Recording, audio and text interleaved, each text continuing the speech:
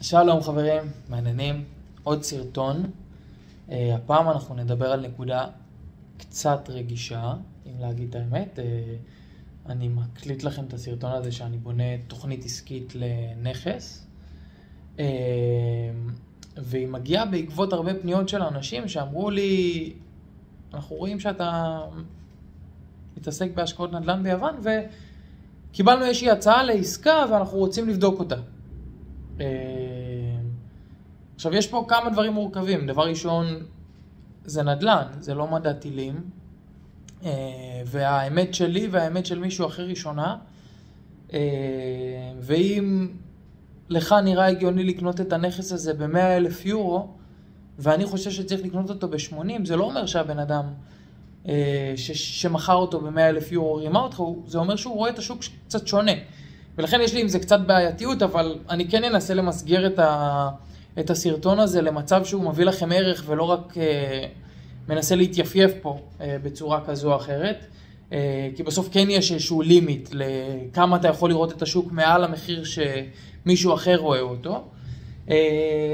וזה מגיע גם בעקבות שיחות פנימיות שלנו תמיד בכמה לשווק את הנכס. זאת אומרת, איך מגיעים למחיר הנכון והמדויק, כמו שאתם יודעים, כי בטח ראיתם את הסרטונים הקודמים.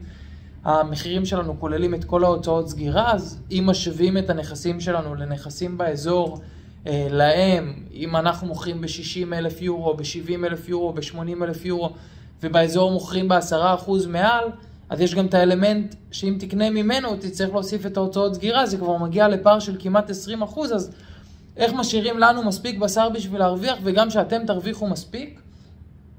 ועוד מנגד אפשר לראות באזור הזה, אנשים גם משווקים נכסים ב-20 ו-30 ו-40%.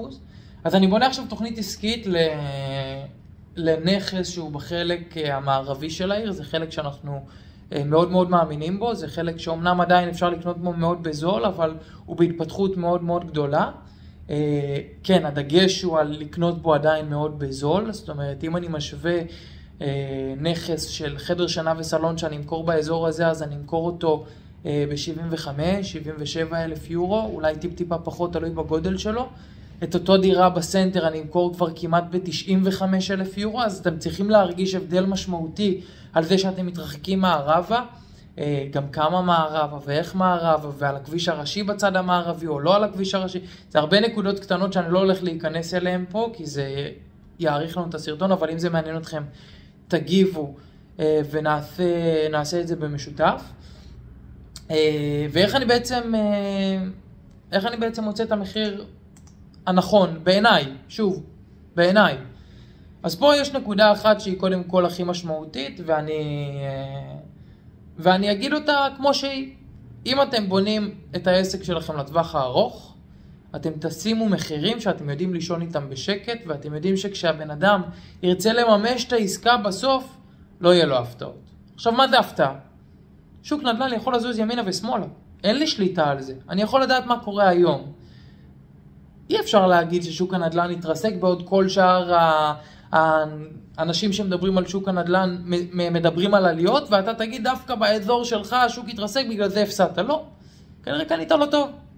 ולזה יש פתרון. אגב, שימו לב שבגלל שביוון אין רשות מיסים פתוחה וחשופה כמו שאתם מכירים מישראל או ממקומות אחרים, יכול להיות שאם מישהו יפציץ את האתר יד 2 שלהם ב-40-50 דירות ב-3,000 יורו למטר באותו אזור, יהיה לכם קשה לתפוס את זה.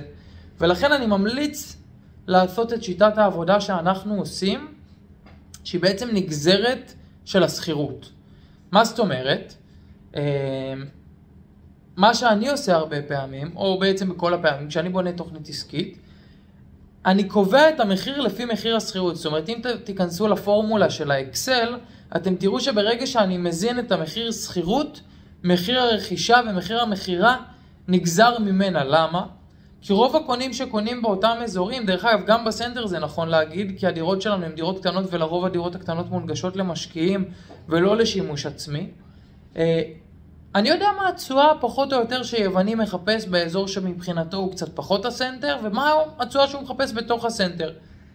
אז יוונים לרוב שקונים איתנו קונים לפי תשואה ברוטו. באזור של הסנטר אני אמכור לפי ברוטו של בערך 5.5%. באזור שמחוץ לסנטר זה צריך לייצר לו לפחות 6.5%, ובעצם ברגע שאני אזין את המספר הזה, יוזן באופן אוטומטי כל המחירים של העסקה. אז אתם תוכלו לראות ותוכלו להבין שמזה זה נגזר. עכשיו, מה הבעייתיות פה שאתם יכולים להגיד? לך תדע מי יזכיר לך את הנכס עוד שנה. אם תזכיר את הנכס בפברואר ואם תזכיר את הנכס ביולי, יהיה לך מחירים שונים. אז זה נכון, למזלי כבר הזכרנו מעל 300 דירות בסלוניקי, ולכן אנחנו יודעים גם למזער את הסיכונים בקטע הזה, אבל כן, אם אתם מאמינים שתזכירו ב-400, שימו בתוכנית העסקית 380. אם ב-500, שימו בתוכנית העסקית 480. תנו את המרחב הזה בשביל שתהיו בסייף סייד. דרך אגב, יש לי הרבה מה להוסיף, כי אני בטוח שזה יוביל לשאלות של כמה צריך לתמחר את הסיכון שעובדים מחוץ לסנטר, ובעיניי צריך לתמחר את הסיכון.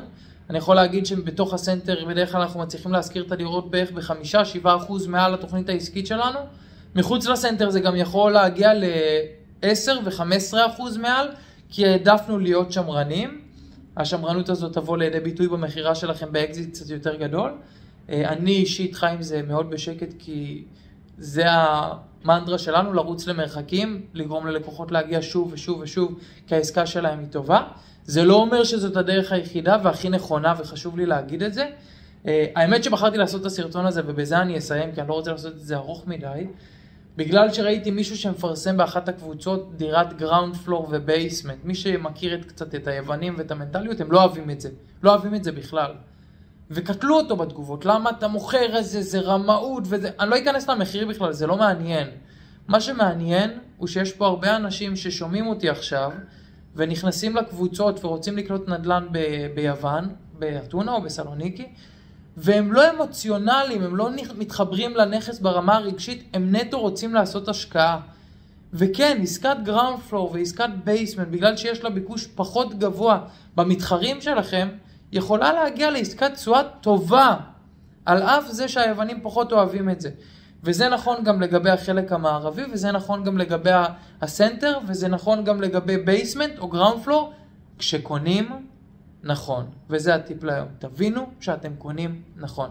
אנחנו נתראה בפעם הבאה, אם יש שאלות אני זמין, נשתמע.